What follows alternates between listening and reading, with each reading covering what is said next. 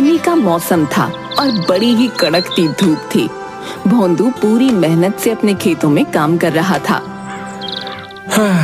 आज तो गर्मी ने मार ही डाला और ऊपर से इतनी तेज भूख भी लग रही है। पता नहीं ये गौरी कहाँ रह गई। अब तक तो उसे खाना लेकर आ जाना चाहिए था।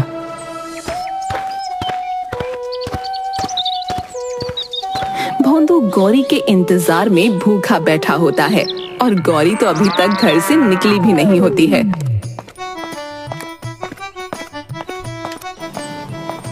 ये मैं खाने का डब्बा तेरे गले में टांग रही हूँ, सीधा खेतों में जाकर अपने मालिक को ही देना।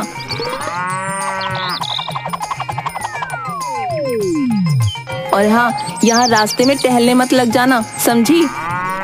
मैं काय को घूमूंगी यहाँ वहाँ। आप तो मालकिन मेरे को एकदम आवारा समझती है। तो क्यों ना समझूं? पूरा गांव तेरी हरकतों से परेशान है। जब मर्जी निकल जाती है और आवारों की तरह घूमती रहती है। ऊपर से कभी तो किसी का नुकसान कर देती है तो कभी किसी का।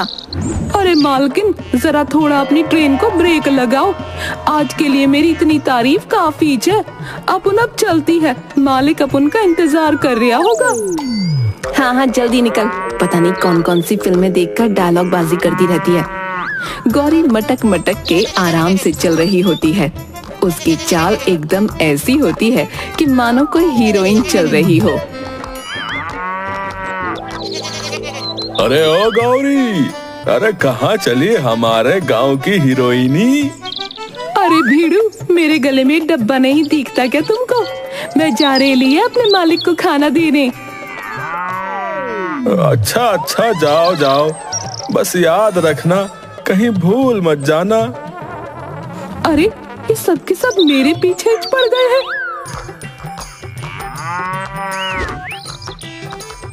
गौरी अपनी मस्त चाल में मस्त होकर चली जा रही थी। तभी उसकी नजर मंगत लाल के बगीचे पर पड़ी, जिसमें हरी भरी सब्जियां लगी थीं। आहा, क्या खुशबू है, माँ कसम, मजा ही आ गया। इस खुशबू ने तो मेरी भूख बढ़ा दी। अब मैं अपने लालची मन को कैसे रोकूं? गौरी से रुका ही नहीं जाता और वो मंगत लाल के बगीचे में झांककर देखने लगती है। बगीचे में बड़ी हरी भरी सब्जियां और लाल लाल टमाटर लग रहे थे। अब तो गौरी के मुंह से लार ही टपकने लगी।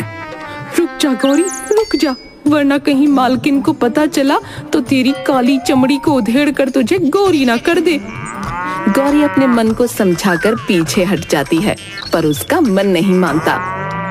अरे अगर मैं थोड़ी सी सब्जी खा लूंगी तो किसी को क्या ही पता चलेगा। बगीचे में अभी मंगत लाल है भी नहीं।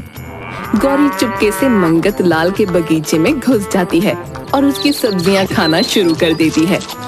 थोड़ी थोड़ी करके भी गौरी का मन नहीं भरता और वो मंगत लाल का पूरा बगीचा उजाड़ देती है। हे भगवान, इस गौरी ने तो मेरा पूरा का पूरा बगीचा उजाड़ डाला। मैं इसे आज नहीं छोड़ूंगा। अरे मैया, ये क्या हो गया कि मंगत लाल इतनी जल्दी कहाँ से आ टपका? अब मैं क्या करूं? आज तो तू गई गौरी, अब तुझे मैं छोड़ने वाला नहीं हूँ। भाग गौरी भाग, आज तुझे मंगत लाल जिंदा नहीं छोड़ेगा। गौरी सीधा खेतों की तरफ भागती है।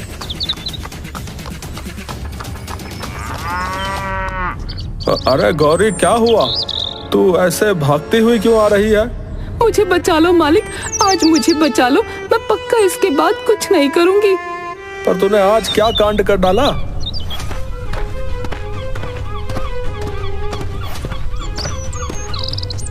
मेरा पूरा बगीचा उजाड़ कर भागी है तुम्हारी गौरी।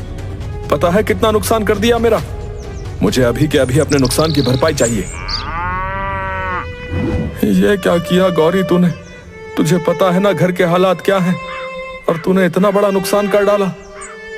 मुझसे गलती हो गई मालिक, और इस मंगत लाल ने भी तो अपना बगीचा खुला छोड़ रखा था। अब हम जानवर तो इतनी ताजी ताजी सब्जियां देखकर मचल ही जाएंगे ना।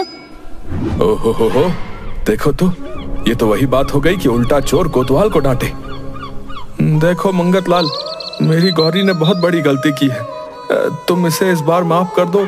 ये आगे से तुम्हारे बगीचे के आसपास भी नहीं दिखेगी, है ना गौरी? आई शपथ, मैं बिल्कुल नहीं दिखेगी। मैं ये सब नहीं जानता। मुझे मेरे नुकसान की भरपाई चाहिए बस, वरना मैं सरपंच के पास जा रहा हूं।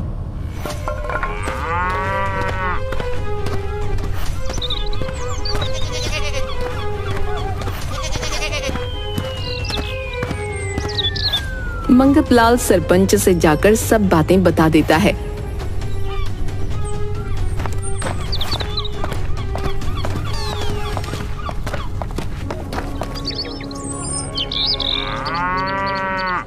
सरपंच गौरी और भोंदू को खड़ा करके उनसे बगीचे की भरपाई करने को बोलता है, पर भोंदू के पास बिल्कुल पैसे नहीं होते। अगर तुम मंगतलाल को पैसे नहीं दे सकते तो तुमको उसके बदले अपनी भैंस देनी होगी। हाँ, हमें कोई दिक्कत नहीं है, आप ये भैंस मंगतलाल को दे दो। पर लाजो, ये गौरी बस एक भैंस नहीं है, ये बचपन से मेरे साथ है। पता है ना, इसने एक बार मेरी जान भी बचाई थी। तो क्या अब हमारी जान लेगी? सरपंच जी, आप ये भैंस मंगतलाल को दे दो। नहीं सरपंच जी, कोई और रास्ता तो होगा। एक रास्ता है, तुम भैंस के बदले अपने खेतों की कुछ जमीन मंगतलाल को दे दो तो उसके नुकसान की भरपाई हो जाएगी। अब भोंदू सोच में पड़ जाता है कि मंगतलाल को अपनी जमीन दे या गौरी को। मुझे सोचने के लिए एक दिन का वक्त चाहिए सरपंच जी। अब ठीक है, तुम अच्छे से सोच लो और कल तक बता देना। अच्छा? अरे इसमें सोचने जैसा क्या था? चुपचाप इस भैंस को दे देना था ना उस मंगतलाल को। क्या इस भैंस को बचाने के लिए जमीन दे दोगे? अरे लाजो, बस भी करो, मुझे जरा कल तक सोचने का मौका तो दो।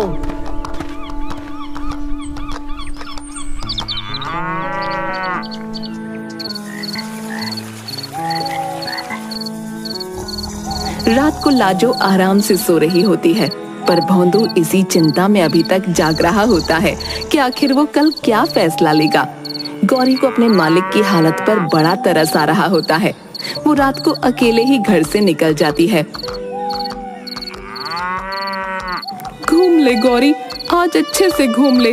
कल मालिक तुझे उस मंगतलाल को दे देगा तो वो तुझे 24 घंटे खूंटे से बांध कर रखेगा। अरे यार, आज किसके घर में चोरी करें? हैं? तुझे क्या लगता है किसके घर में ज्यादा माल होगा? वो देख, मंगतलाल के घर की खिड़की खुली पड़ी है। चल उसी के घर में चोरी करते हैं। उसकी बेटी की अगले हफ्ते शादी है। घर में सोना चांदी पैसा जरूर मिलेगा। हाँ, ये तो तूने सही बोला। चल जल्दी चल।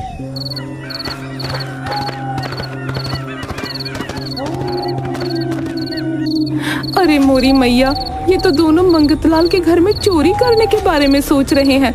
मुझे कुछ करना पड़ेगा।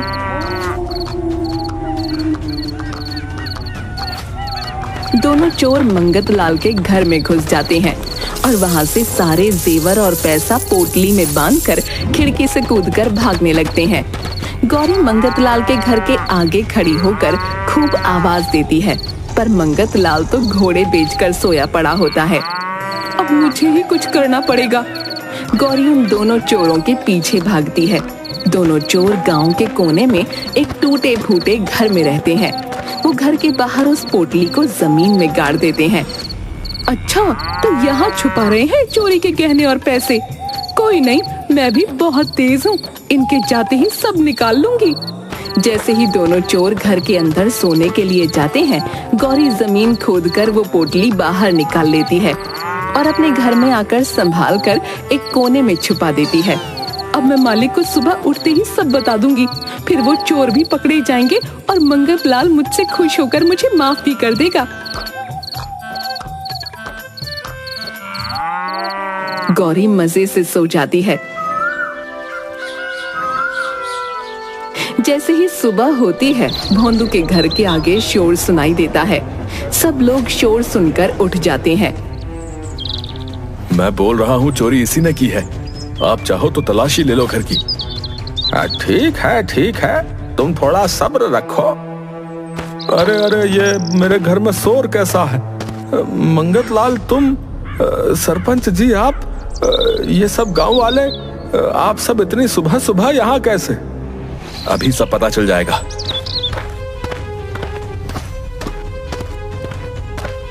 मंगतलाल भोंदू के घर के अंदर घुसा चलाता है और सब जगह तलाशी करने लगता है। अरे भैया, ये तुम मेरे घर में क्या कर रहे हो? क्या ढूंढ रहे हो ऐसे?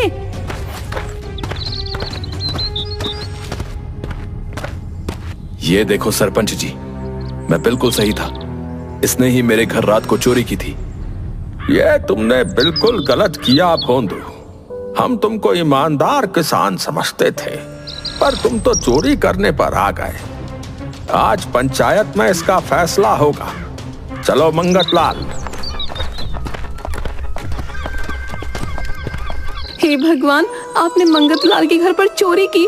मुझे तो यकीन नहीं हो रहा। ये सब झूठ है लाजो। मैंने कोई चोरी नहीं की। ये सब कुछ मेरी भी समझ में नहीं आ रहा है।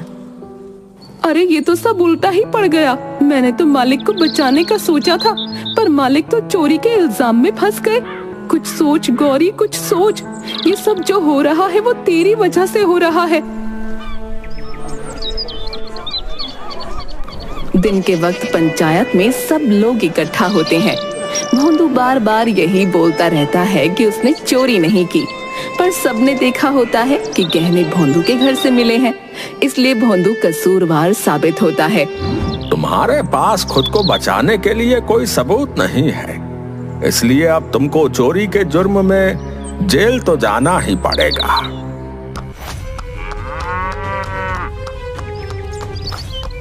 नहीं, मेरे मालिक चोर नहीं है। उस रात 2 चोर मंगतलाल के घर में घुस रहे थे।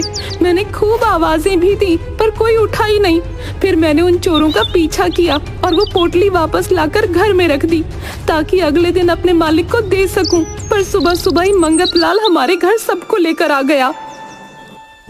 वाह जी वाह, कहानी तो कितनी बढ़िया सुना रही है गौरी। सुनाएगी भी क्यों नहीं, फिल्में जो इतनी देखती है।